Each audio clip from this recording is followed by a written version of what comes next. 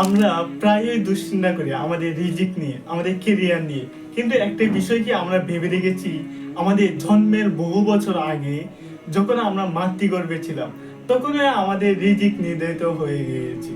তাকদীরের পাতায় এটা আগেই লেখা হয়ে গেছে যে আমার জীবন সঙ্গী কে হবে, আমার মৃত্যু কোথায় হবে এবং আমার রিজিক কতটুকু হবে।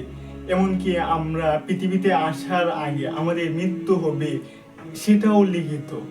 রাসূল সাল্লাল্লাহু আলাইহি ওয়াসাল্লাম বলেছেন, কোনো ব্যক্তি ততক্ষণ পর্যন্ত মৃত্যুবরণ করবে না যতক্ষণ না সে তার নির্ধারিত শেষ রিজিকটুকু গ্রহণ করেছে। এমনকি যদি তা পেতে দেরিও হয় তবু সে তা পাবেই। এখন প্রশ্ন হলো, আমরা সেই রিজিকটা কিভাবে অর্জন করছি? রিজিকের পরিমাণ কিন্তু নির্দিষ্ট, সেটা এক আনা বাড়বেও না, কমবেও না। কিন্তু আমাদের কাছে অপশন আছে, আমরা কি সেটি হালাল উপায়ে গ্রহণ করব নাকি হারাম উপায়ে। ধরুন আপনার রিজিকে আজ 1000 টাকা আছে, আপনি যদি ধৈর্য ধরেন তবে সেই টাকাটা হালাল পথে আপনার কাছে আসবে।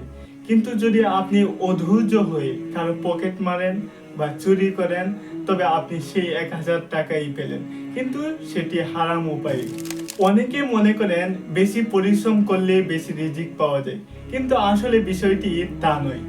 অনেক মানুষ আছে যারা দিন রাত হাড় ভাঙ্গা খাটুনি কাটছেন, কিন্তু দিন শেষে সামান্যই পাচ্ছেন। আবার কেউ খুব অল্প পরিশ্রমে অনেক বেশি পাচ্ছেন। এর কারণ হলো রিজিক আল্লাহ তাআলার পক্ষ থেকে একটি বন্টন। আল্লাহ তাআলা পবিত্র কোরআনে বলেছেন, যে ব্যক্তি আল্লাহকে ভয় করবে আল্লাহ তার জন্য পথ বের করে দেবেন এবং তাকে এমন উৎস থেকে রিজিক দান করবেন যা সে কল্পনাও করতে পারবে না।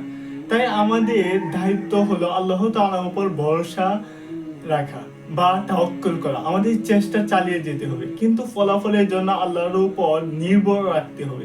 আমাদের প্রতিদিনের প্রার্থনা হওয়া উচিত, হে আল্লাহ, আপনি আমাদের হালাল রিজিক দান করুন এবং হারাম থেকে বেঁচে থাকার তৌফিক দান করুন।